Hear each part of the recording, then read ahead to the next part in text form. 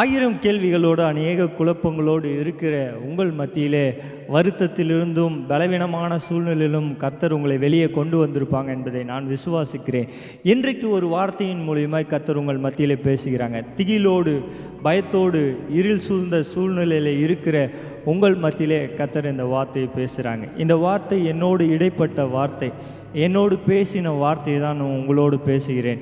இந்த வார்த்தை அநேகருக்கு ஆசீர்வாதமாக இருக்குது என்பதை விசுவாசிக்கிறேன். என்னுடைய வாழ்க்கையில் ஆசீர்வாதமான இருந்த வார்த்தைகளை தான் உங்களிடத்தில் சொல்கிறேன். உபாகமத்தின் புஸ்தகம் 31வது அதிகாரம் அதனுடைய 6வது வசனம், நீங்கள் பலன் கொண்டு திடமானதாய் இருங்கள், அவர்களுக்கு பயப்படவும் திகைக்கவும் வேண்டாம். உன் தேவனாகிய கர்த்தர் தாமே உன்னோடே கூட வருவார், அவர் உன்னை விட்டு விலகுவதும் இல்லை, உன்னை கைவிடுவதும் இல்லை என்று சொன்னார். என்னுடைய வாழ்க்கையில் தனிமையான வாழ்க்கையில் இருக்கேன், யாருமே துணை இல்லை, யாருமே என்னை சூழ்ந்து இல்லை, ஒரு திகிலும் ஒரு கலக்கமும் என்னை சூழ்ந்து இருக்குன்னு சொல்கிற உங்களுடைய வாழ்க்கையில் ஆண்டவர் சொல்லுகிற வார்த்தை இதுதான்.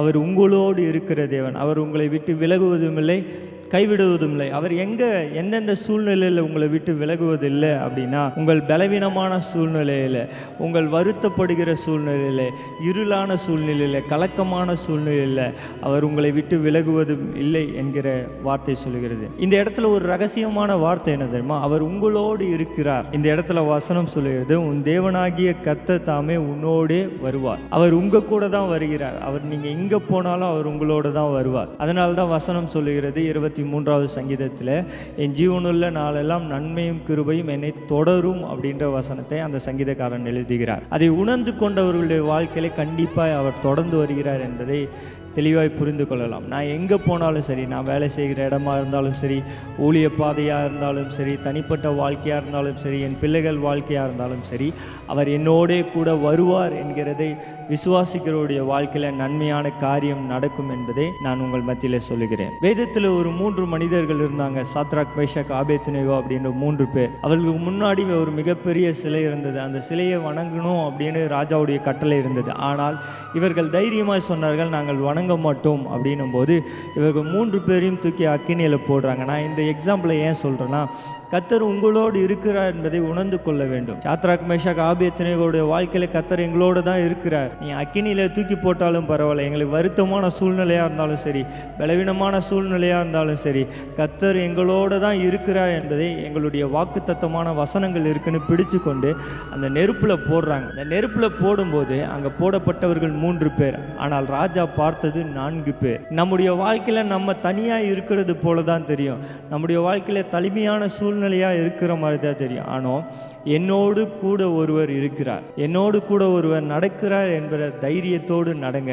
கர்த்தர் உங்களை விட்டு விலக மாட்டார். கர்த்தர் உங்களை நன்மையான பாதையில் தான் நடத்துவாங்க. பலவீனங்கள் மாறும், திடப்படுத்துகிற தேவனாக இருப்பார். வருத்தங்கள் மாறும், அதை சந்தோஷமாய் ஆனந்த களிப்பாய் மாற்றுகிறார். இது யாரால் முடியும்னா இயேசுவால முடியும். நம்முடைய வாழ்க்கையில் நம்மை விட்டு விலகாத ஆண்டவராக இருப்பார். நம்முடைய வாகனங்கள் ஓட்டும் போதோ, இல்லை தனிப்பட்ட வாழ்க்கையில் எங்கேயாவது போகும்போதோ, இல்லை எங்கேயாவது வேலை செய்யும் போதோ, இல்லை பெரிய பெரிய இடங்களில் வேலை செய்யும்போதோ, கம்பெனிகளில் வேலை செய்யும்போதோ, பெரிய எஜமான்கள் இடத்துல வேலை செய்யும்போதோ, கர்த்தர் நம்மளோடு இருந்து நமக்கு ஞானத்தை தந்து நம்முடைய பலவீனமான சூழ்நிலையிலோ இல்லை நெருக்கமான சூழ்நிலையிலோ அநேக கேள்விகள் இருக்கிற நேரத்தில் கர்த்தர் பதிலாக இருந்து ஆண்டவர் நன்மையான காரியத்தை செய்வாங்க. இந்த வார்த்தையை உங்கள் மத்தியில் சொல்கிறேன். அவர் உங்களை விட்டு விலகாதவராக இருப்பார்.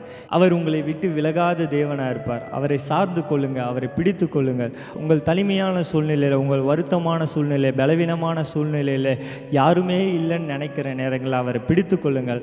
அவர் உங்கள் அருகிலே இருக்கிறார். அவரை உங்கள் பலப்படுத்தி நடத்துவார், நன்மையான காரியத்தை செய்வார்.